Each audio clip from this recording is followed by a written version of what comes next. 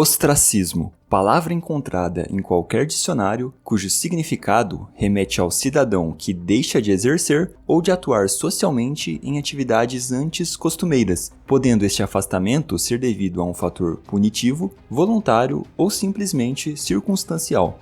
O Clube de Regatas Vasco da Gama está rebaixado para a Série B do futebol brasileiro.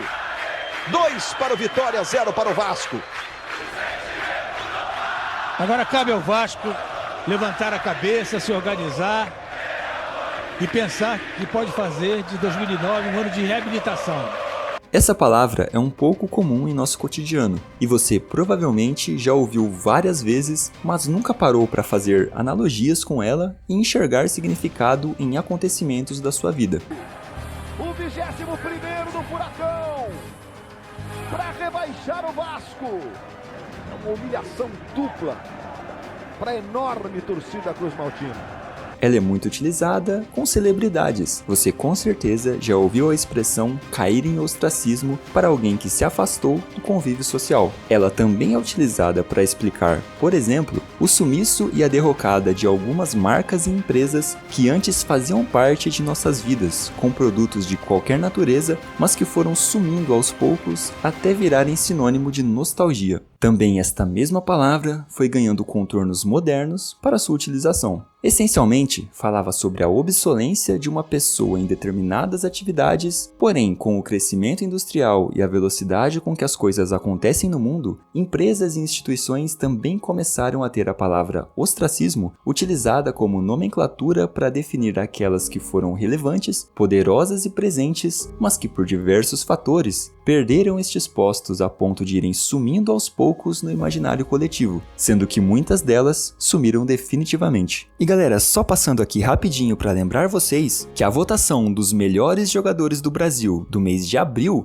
a votação do prêmio Trave de Ouro América, se encerra na segunda-feira, ou seja, você tem mais 2 dias para fazer a sua votação. O processo para votar é bem simples, tá explicado nesse vídeo que estou deixando aí no card, e eu tô deixando também um link no comentário fixado e na descrição desse vídeo. É só você clicar, acessar o formulário e votar nos melhores jogadores que atuaram no Brasil nesse mês de abril. Assim a gente começa a votação do Trave de Ouro América, fazendo isso mês a mês, e no final a gente tem uma votação justa, uma seleção justa, com realmente os 11 melhores do ano todo, e não somente do final do ano, em que as atuações estão frescas na nossa memória. Então é isso, queria te lembrar também que a promoção de 5 camisas na KB Prime continua, basta você acessar o link na descrição e olhar os modelos que os caras têm à disposição. Eles estão lançando camisas novas de seleções, agora com o hype da Eurocopa, e claro, se você quiser um desconto na sua compra, é só utilizar o cupom TRAVE5. Então é isso, recado dado, vamos voltar pro vídeo. Quem hoje é mais velho a ponto de ter acompanhado o futebol nas décadas de 50 e 60, com certeza já percebeu que vários clubes se encontram nessa prateleira do ostracismo, ou até quem acompanha o futebol há mais tempo e em décadas posteriores a essas. Clubes tradicionais do interior dos estados, que outrora foram realmente relevantes e promissores no cenário nacional, tendo até conquistado títulos, mas que hoje lutam para apenas continuarem existindo. Assim, essas pessoas também já perceberam que o futebol é cíclico e que nenhum clube vai ser relevante para sempre apenas pela história gloriosa, vitoriosa e torcida numerosa. Aqueles que não acompanharam a era de ouro do futebol brasileiro, mas que acompanharam o esporte em qualquer momento das décadas seguintes, viram um clube crescer ao ponto de se tornar um verdadeiro gigante, fazendo jus à grandeza de uma história que já nasceu ímpar, lutando contra o elitismo e o racismo no futebol, o Clube de Regatas Vasco da Gama. Os mais jovens hoje talvez não entendam o motivo do Vasco ser considerado um gigante do futebol nacional. Sim, o Vasco não é um clube grande, é um gigante. Muitos daqueles que acompanham o futebol conhecem os vários rebaixamentos, os elencos fraquíssimos, o estádio obsoleto e as gestões caóticas que o clube teve nos últimos 20 anos pelo menos. No entanto, nos anos 70, 80 e principalmente 90, o clube escreveu páginas gloriosas no futebol, sendo cada vez mais relevante e temido. Em 74, foi campeão brasileiro pela primeira vez, vencendo o poderosíssimo Cruzeiro de Dirceu Lopes, Palhinha e Nelinho, e a década de 80 começou difícil. Porém, Roberto Dinamite consolidou-se como grande ídolo e artilheiro do clube, e grandes duelos contra o Flamengo e Fluminense foram travados numa era onde o futebol do Rio de Janeiro era o mais forte do país. Já no apagar das luzes da década, o inesquecível bicampeonato brasileiro veio sobre o São Paulo em pleno Morumbi, no icônico gol de cabeça de Sorato. A década seguinte era ainda mais vitoriosa, contando com os títulos brasileiros de 97 e 2000, além da Taça Libertadores da América, conquistada em 1998 sobre o Barcelona de Guayaquil. Além de tantos títulos maiores como os citados, o clube também venceu 24 vezes o Campeonato Carioca, 3 vezes o saudoso Torneio Rio-São Paulo, além da inesquecível Copa Mercosul de 2000, em uma virada antológica sobre o Palmeiras no Palestra Itália, com direito a hat-trick de Romário, saindo de um 3-0 e revertendo para 4-3. E o mesmo Palmeiras viria a fazer essa mesma virada contra o Botafogo, tirando o título do Fogão no ano passado.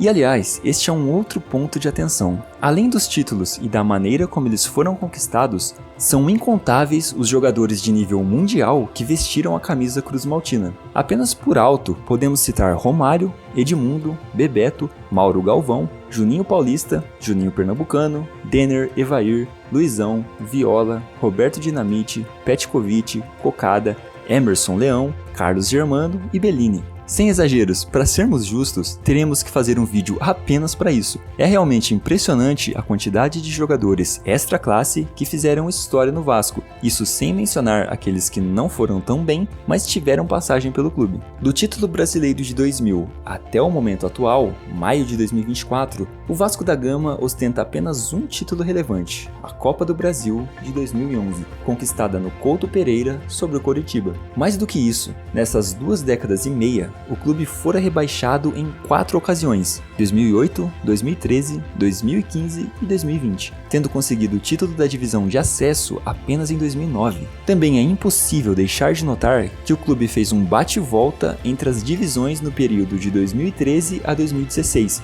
subindo e caindo em sequência, e além disso, salta aos olhos que pela primeira vez não conseguiu estar de volta à elite no ano seguinte ao rebaixamento, após a queda no ano de 2020, retornando à primeira divisão apenas em 2023. Com esse desempenho, não é absurdo algum que a nova geração não tenha a percepção do Vasco como sendo um clube de elite no cenário brasileiro. Um clube que há muitos anos sequer conquista o campeonato estadual e não briga por títulos de ponta, pois está todo o tempo brigando contra posições desconfortáveis na tabela. Com certeza, grandes nomes do entretenimento ajudam a popularizar o Vasco e manter o clube como sendo um dos grandes, mas é perceptível que a galera considera muito mais um meme do que um clube gigante de fato. Na minha infância, eram 12 grandes, e a gente tinha essa percepção de que o Vasco era o segundo ou até o terceiro maior clube do Rio de Janeiro, e do Brasil também. Mas recentemente, eu não tenho dúvidas que a maior parte das pessoas, ao escutar a palavra Vasco, imagina um meme na cabeça, e isso realmente é muito ruim para o clube, mas não é algo que ele não tem culpa. Entender o que aconteceu neste período é um exercício simples e complexo ao mesmo tempo. Se as gestões de Eurico Miranda e Roberto Dinamite foram diferentes entre si nas abordagens, foram também igualmente controversas na prática, englobando fatores diversos que contribuíram para o declínio vascaíno. E também é possível resumir tudo isso a uma única expressão: processo de obsolência. O clube simplesmente parou no tempo. Entre os torcedores do Vasco, existem aqueles que gostam e sentem falta de uma figura como a de Eurico Miranda no clube, e existe a outra parcela que atribui a gestão autoritária e centralizadora do marcante ex-presidente como fator determinante para a queda do clube. Por outro lado, a gestão à moda antiga, digamos assim, feita por Eurico Miranda, teria atrapalhado o Vasco nas negociações de potenciais investidores e logo atrapalhado o processo necessário de modernização pelo qual qualquer clube que almeja sucesso deve passar. Eurico foi figura atuante e relevante no Vasco durante toda sua vida, mas apenas em 2000 se tornou presidente, continuando no cargo até 2008 e voltando a atuar como dirigente de 2015 a 2017. Em sua gestão, houve a criação do Colégio Vasco da Gama, onde jovens garantem seus estudos e educação enquanto atuam pelas categorias de base do clube,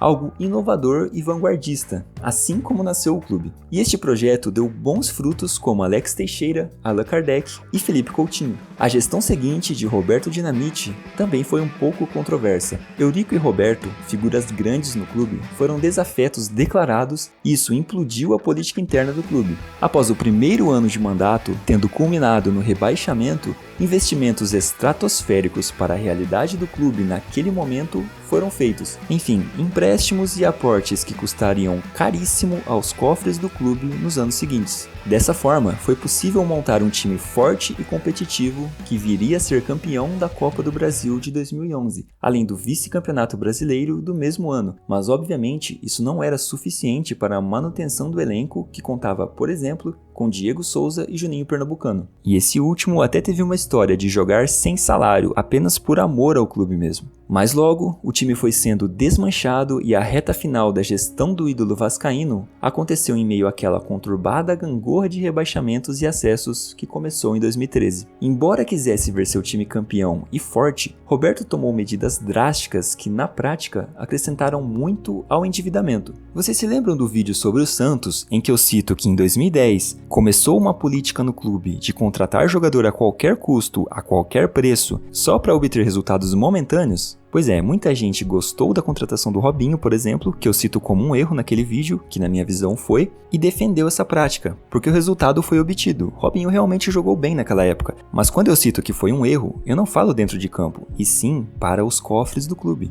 para a saúde financeira do clube. Assim como o Santos pode ter tido resultado contratando o Robinho por aquele preço estratosférico para a época, o Vasco também obteve resultados na Copa do Brasil de 2011, mas isso não era um planejamento, era simplesmente uma medida momentânea para tapar buracos. E ter dado certo uma vez é mais prejudicial do que se tivesse falhado. Eu não tenho dúvida que se Santos e Robinho não tivessem dado certo naquela passagem, o Santos pensaria duas vezes antes de investir um caminhão de dinheiro no Leandro Damião, por exemplo. Assim como o Vasco, se não tivesse dado certo na Copa do Brasil de 2011, também teria tido rumos diferentes na sua administração. Bom, isso é um exercício imaginativo. Eu sei que é fácil falar depois que tudo deu certo, mas se a gente parar para pensar, faz um pouco de sentido, não é? E entre tanto tumulto, caos, brigas com emissoras de TV, quebras de contrato, conceitos antigos de gestão, paixão e amadorismo, o Clube de Regatas Vasco da Gama foi se tornando cada dia mais fraco e menor, se tornando motivo de piadas entre os rivais e figurando nos campeonatos sem força para brigar por nada maior. São Januário demonstra carecer de cuidados especiais. O clube começou a treinar em um CT próprio apenas em 2020 e patrocinadores relevantes parecem não ter muito interesse em estampar suas marcas na tradicional e bela camisa cruz-maltina. Em desespero pela própria sobrevivência, o clube foi vendido para a SAF 777 Partners, que veio com a promessa de muito investimento no futebol,